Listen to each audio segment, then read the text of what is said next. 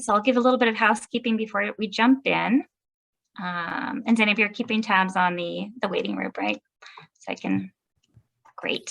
Yep, awesome. Letting people in. Let me know when you want me to close the poll.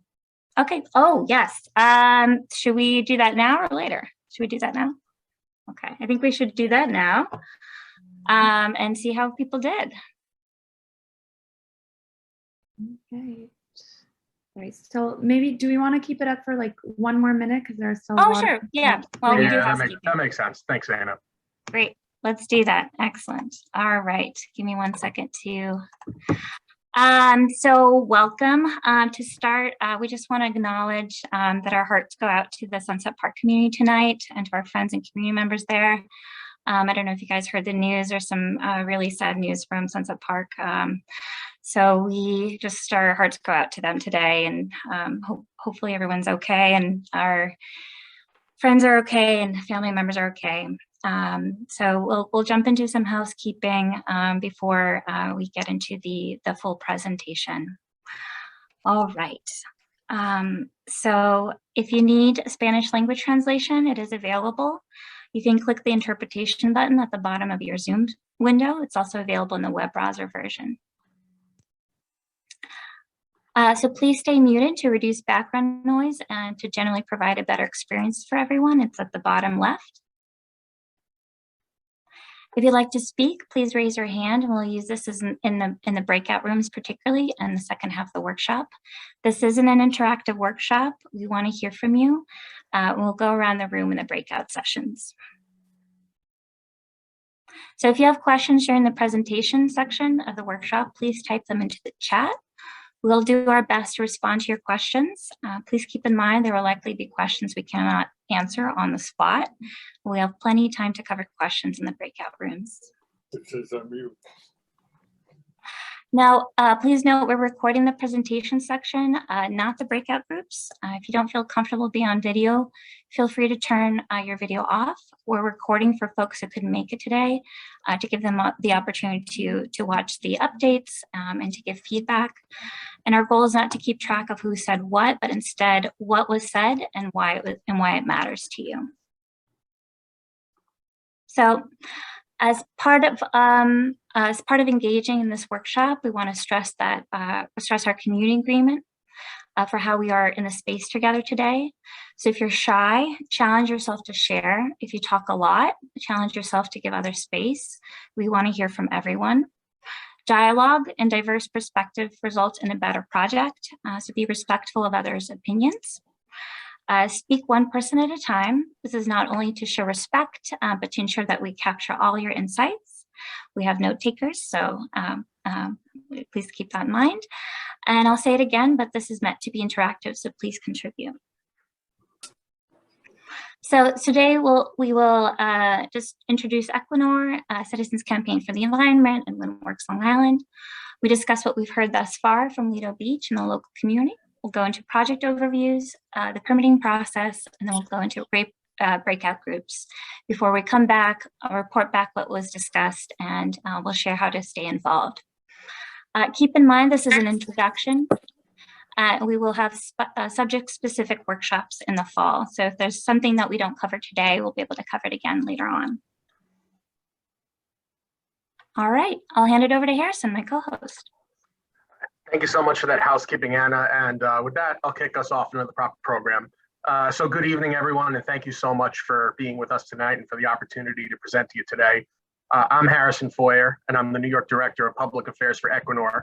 And I'm also a Long Island native. I grew up in Nassau County, and I still live here today. So just a bit about Equinor. Equinor is a broad energy company. Our headquarters are in Norway. We have over 20,000 employees around the world. And we've been in the US since the 80s, and we have offices in Stamford, Boston, Houston, Washington, DC, and Brooklyn. Let's go next slide, please. So we have a robust team on hand tonight from the various disciplines within our project to provide substantive answers to your thoughtful questions. So speaking for this group here, we all very much look forward to meeting and speaking with you shortly once we move into our breakout sessions. Let's go to the next slide, please.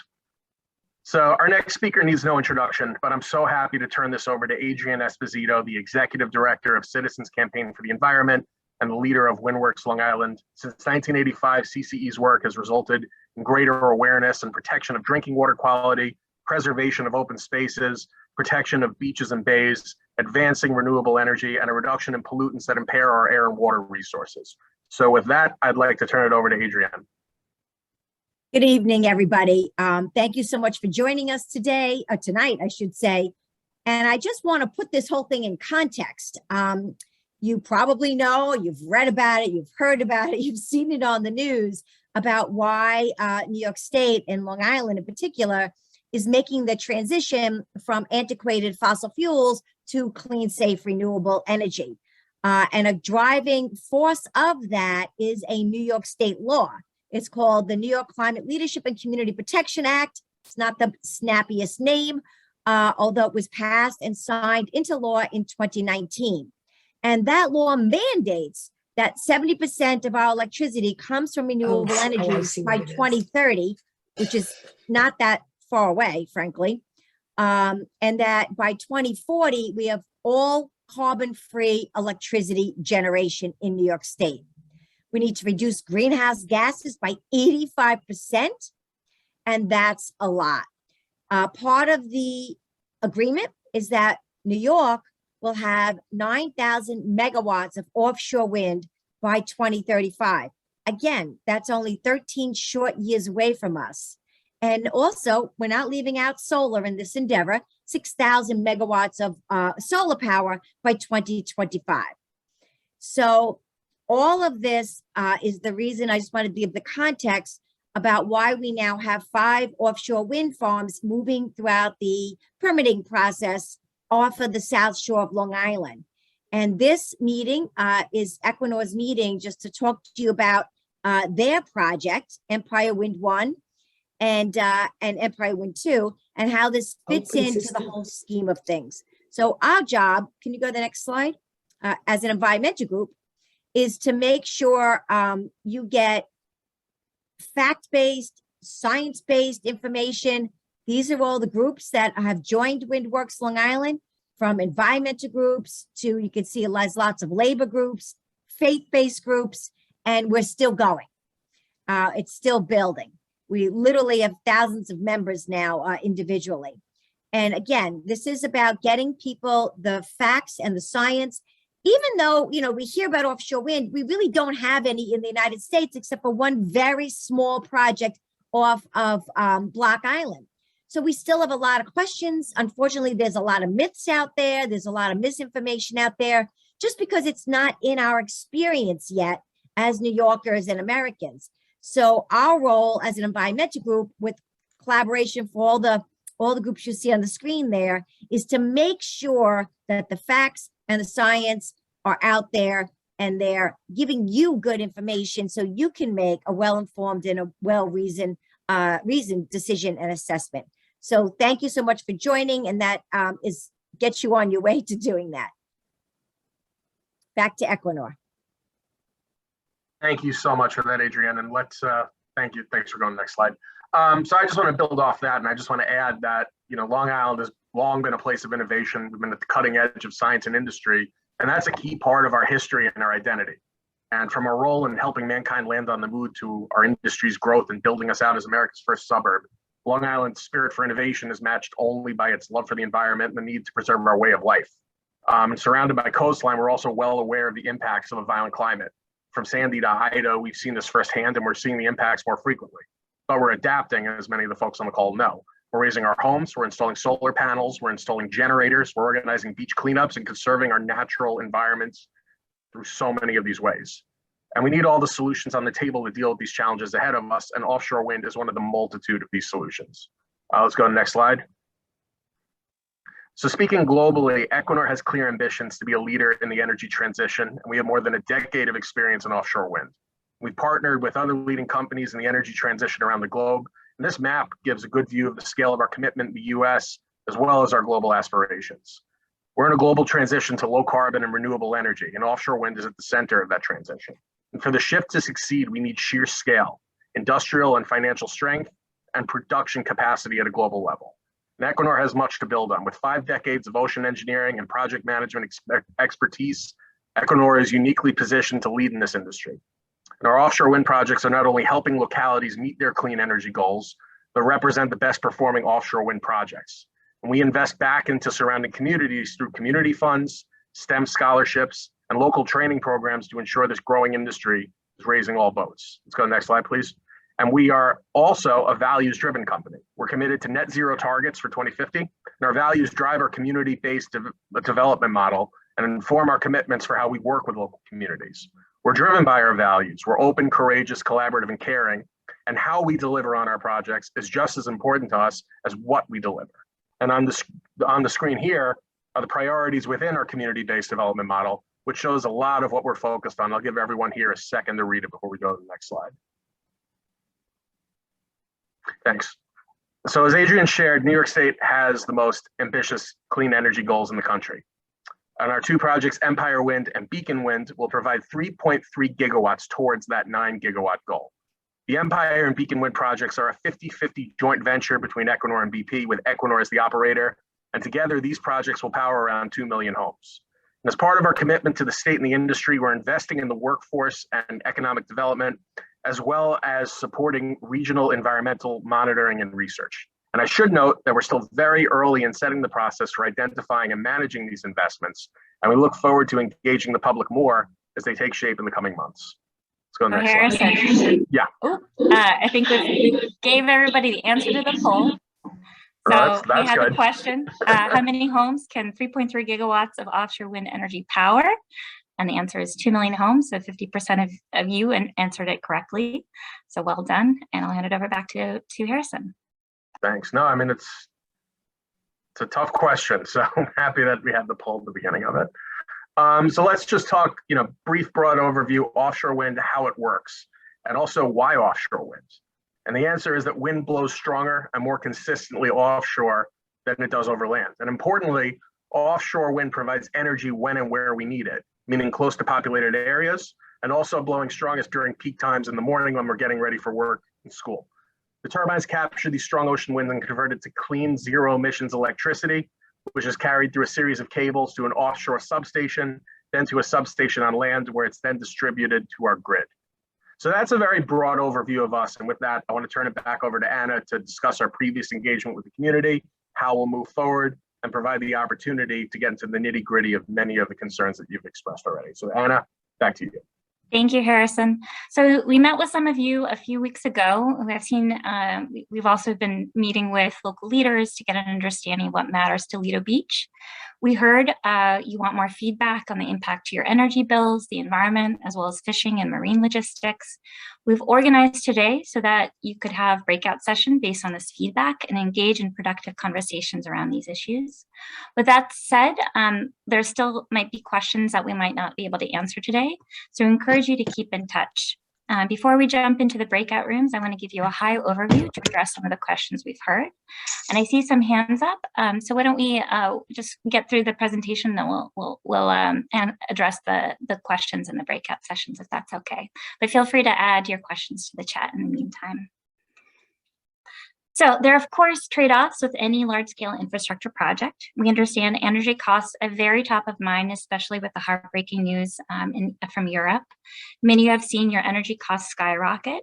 But with that said, we as developers are bringing renewable energy that will not only offset impacts of fossil fuels, but be cheaper to develop and more predictable in the long term. NYSERDA estimates for the recent procurement and anticipate an increase of 73 cents and 95 cents respectively on your monthly bills. These costs are shared across the state. You're paying for a multitude of benefits. Oh,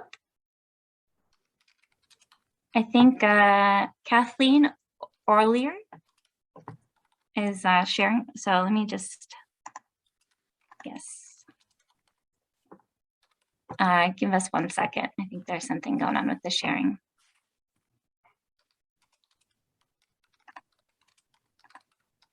All right, can you guys see that again? See that okay? We can see it again, Anna. Okay, great. Yeah, I'm not sure what happened. So you're paying for a multitude of benefits to your environment, your health, and your economy. The project, as Harrison said, will power 2 million homes. That's equivalent of removing 1.3 million cars from the road annually. It will result in $2 billion in health benefits in the form of avoidable hospitalizations and premature death associated with asthma and respiratory diseases, and it will lead to thousands of jobs and billions in economic development. It will also invest back into the power grid, so our energy is more reliable and resilient. So these investments are helping to launch a whole new industry. Two major investments is the South Brooklyn Marine Terminal, which is going to be our new home base, and the Port of Albany. So South Brooklyn Marine Terminal will be our staging facility and long-term operations and maintenance hub for both Empire and Beacon. It'll be the assembly facility for broader industry. Important to note, we'll use it for the first 10 years and it will be available to other developers after that. And it'll be one of the largest dedicated offshore wind port facilities in the US, totaling 73 acres. Importantly, we'll also have a community engagement center on location for people to learn about offshore. It will result in 1,000 short-term jobs and 200 long-term jobs. Port of Albany, it's the first offshore wind tower manufacturing facility in the US. We're partnering with Marmon and Welcome to bring that project on, and it will result in 500 short-term jobs and 300 long-term jobs. So we're building the offshore industry of the future, and we need to build the workforce of the future as well. So our efforts today include building a relationship with local academic institutions and labor leaders, serving on the industry advisory board for Farmington State College, collaborating with Stony Brook University on marine research to broaden science, and identifying local suppliers and training opportunities with local partners. And we are focused on a just transition to ensure that workers at risk of being left behind are included in the new clean energy economy. Okay, so let me jump into some specifics for Empire Wind. So the project will be located 14 to 30 miles off the south shore of Long Island. It will have up to 174 wind turbines with 2 offshore substations for a maximum total of 176 foundations. There'll be up to 260 nautical miles of inter-array cables. Those are the cables between the turbines, and up to 66 nautical miles of submarine export cables, which brings the energy from the farm to landfall. This is the maximum design envelope. So we anticipate that, and this is all outlined in our construction operations plan on BOEM's website, but it's likely will have a smaller impact than this. So there's a simulation about, this is a simulation of what will look like offshore. This is about 4.3 miles looking from Jones Beach. You can watch a video simulation of what the turbines look like online. We'll share that link with you after the workshop. And you can also access the visual impact assessment in our construction operations plan available online. Keep in mind, visibility any visibility from onshore will depend on weather conditions and the time of day. You'll still be able to see the container ships in front of the turbines as you've seen them for the past couple of decades. So this is to just demonstrate the changing weather condition and how they look different. This is on a clearer day. And we also propose to implement something called Aircraft Detection Lighting System, ADLS for short, to turn on and off in response to nearby aircraft. This is best practices to mitigate potential impacts to birds. Now, the potential route is still being iterated with feedback from stakeholders and based on engineering and survey data. We anticipate there'll be many questions in the months to come about the right-of-way as well as on construction. Please know this is just the beginning of the process. The proposed cable routes will have underwater export cables, as I mentioned, from Empire Wind 2, that will make landfall in Long Beach or Lido Beach. There are a number of sites under consideration for the cable landing, but only up to 2 will be needed. Onshore transmission cables will run through Long Beach to a point of interconnection in Oceanside. All cables will be buried underground, and multiple onshore cable routes are under consideration, but at most 2 will be used. We're looking at direct pipe or horizontal directional drilling, which is pictured here. Horizontal directional drilling is also known as HTD for short. and this helps to avoid and minimize impacts to the beach. This will all be outlined in our state permitting application called the Article 7. So we encourage you to follow the process and to get involved. Now, stakeholder engagement is integral to the project to ensure minimal potential impact to wildlife and local communities, the extensive environmental and social impact evaluation long before we get started, minimum potential impacts to fishing areas and activities through consistent engagement with local fisheries, and mitigation of potential interference with coastal defense, with radar through close collaboration with Bureau of Energy Management and Department of Defense. And we're excited to see so many of you today to engage in this process. Now, we heard there's really a love for shorebirds locally, and that shorebirds are critically important to the local community. So I'll focus in on some of what we're doing to develop a responsible project. I'll note that the National Audubon, to quote, supports offshore wind energy and transmission that is sited and operated properly to avoid, minimize, and mitigates effects for the impact on birds, other wildlife, and places they need. The organization recognizes that climate change is a bird issue and that #1 threat to birds and their habitat. The recent survival by degrees reported an estimated range loss for 389 species of birds if we don't address changes to the climate. To begin, on siting, planning, and design, even before we entered the picture, BOEM sited the lease 14 to 30 miles offshore, and most birds fly much closer to land. Siting was based on years of scientific research and stakeholder engagement, including researchers from Stony Brook University and the National Audubon Society.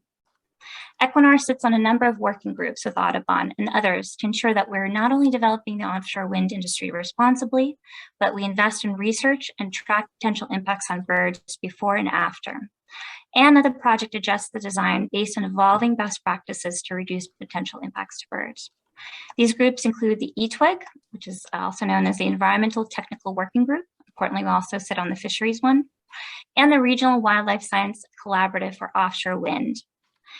Important to note, the height of the turbines will be below mean elevation of migrating birds' flight.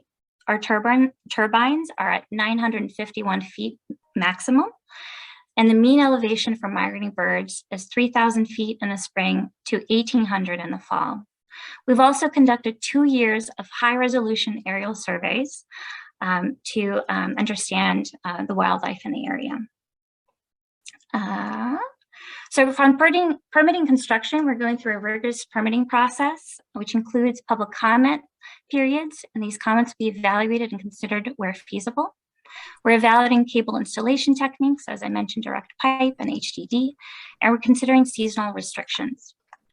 Under operations and maintenance, we're going to continue monitoring and data collection based on input from ETWIG and the Regional Wildlife Science Collaborative. We've proposed EDLS in line with best practices. We're investing millions in environmental research. And I'll note decommissioning will have to go through a rigorous permitting process as well. And we anticipate the lease area for 35 years.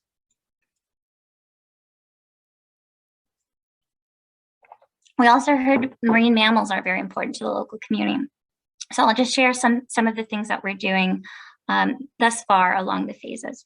So similarly, as I said, BOEM considered whale migration patterns in selection of the lease area as they did for birds, even before we bid on the project. We're continuing consultation with the Nature Conservancy, National Resource Defense Council, National Wildlife Federation, and the Wildlife Conservation Society. We've conducted extensive surveys to inform environmental assessment and design, including 2 years of digital aerial wildlife surveys to characterize whales, marine life, and birds. It's all on our website. It's really incredible and really cool to look at, so I encourage you to check it out. We've also collaborated with the Wildlife Conservation Society and the Woods Hole Oceanographic Institution to expand the passive acoustic monitoring that they've been doing from 1 buoy to 2 buoys. This has led to academic articles, including on baleen whale distribution and an online and in-person exhibit at the New York Aquarium. I've provided the website here to visit. For permitting construction, we'll will meet regulatory requirements under the Marine Mammal Protection Act through work with NOAA and BOEM. We're consulting with renowned experts to evaluate and select new technologies to protect animals in our area. And some examples of potential mitigation strategies proven successful in US include seasonal restriction during migration seasons, bubble and foam curtains, installing monopiles in a way to allow animals to slowly move away from the area, slowing down vessel speeds, using species observers on vessels to identify whales and other wildlife in the area. So there's a number of mitigation strategies we can explore. For operation maintenance, obviously the impacts will be much lower than in construction, but continuous monitoring is critical. So we'll continue the passive acoustic buoys for 2 more years post-construction. We'll continue also the digital aerial wildlife surveys, and we'll continue to slow vessel speeds where needed in line with environmental regulations. We also will contribute to long-term research projects to understand animal distribution and abundance. So I'll also touch a little bit on fisheries, but we'll have a special group devoted to that in the breakout sessions. But our goals with fisheries are to coexist, cooperate, and to be sustainable. And we've done that through a number of strategies. One is leadership, so commitment to facility improvement, job creation, the health and welfare of the fishing community, engagement of fisheries and planning of the layout of the wind farm, and cross-industry collaboration. Our strategies include port hours, utilizing scout boats, multiple communication strategies, modifying survey schedules to avoid areas with active seasonal fishing, active monitoring, early special planning and real-time adaptive management, and funding studies and developing partnerships. So now I'll touch a little bit on our permitting process before we jump into our breakout session. So there's a long road before we begin construction and fabrication. There are rigorous permitting processes, as I have said, to develop the most environmentally and socially responsible project. Our project has to meet regulations like the Coastal Management Plan, the Marine Mammals Protection Act, the Migratory Bird Treaty Act, the National Environmental Policy Act, which is also known as NEPA, and the Magnuson-Stevens Act that governs marine fisheries management. We also consult with state historical preservation offices and representatives of federally recognized Native American tribes. BOEM, or Bureau of Ocean and Energy Management, oversees the federal regulatory process, and the Public Service Commission oversees the state's Article 7 process. There are many opportunities to get involved. Some of you might have given comments in the BOEM process this past summer for Empire Wind, and this just shows you where we are in the process. So I'll go a little bit deeper dive into Article 7. So it was enacted in 1970, and Article 7 established a review process for any proposal to construct and operate major transmission infrastructure. It evaluates the purpose and need and environmental impacts of transmission infrastructure and allows the public to comment on proposed plans. Equinor filed our Article 7 for Empire Wind 1 this past summer and conducted extensive public engagement process throughout the summer. Now we're preparing to file our Article 7 application for Empire Wind 2, and there are opportunities for you to get involved. In the Gear Up, we'll publish a website outlining the Article 7 in greater depth. We'll also publish a notice in local papers and inform landowners about the proposed routes. So now I'll hand it over to Harrison to introduce the breakout sessions. Thanks so much, Anna. So now is our opportunity where we get to hear from you. So let's go to the next slide, and I'll talk a little bit more about the logistics of how we're going to transition into our group discussion. So we're going to be split into smaller breakout rooms, and when you're prompted, please click accept. We have 3 topics we're going to be covering today. Topic 1 is offshore wind and the environment. Topic 2 is benefits and potential impacts. Topic 3 is fisheries and marine logistics. We'll be given 2 discussion prompts, and we'll have 20 minutes for each. And we want to know what questions you have about the information we just presented. And we also want to hear from the members of our team and give you the opportunity to ask questions and open the space for discussion. Let's go to the next slide, please. And just before we go in, I want to recap to what we're calling our community agreement for the night. It's important to us that we allow space for everyone to chime in. We want to be respectful of others' opinions. We want to make sure that it's one speaker at a time. And we hope everyone contributes because we're here to hear from you. So with that, I'll ask that we can transition to our breakout sessions. Great. I'll stop sharing.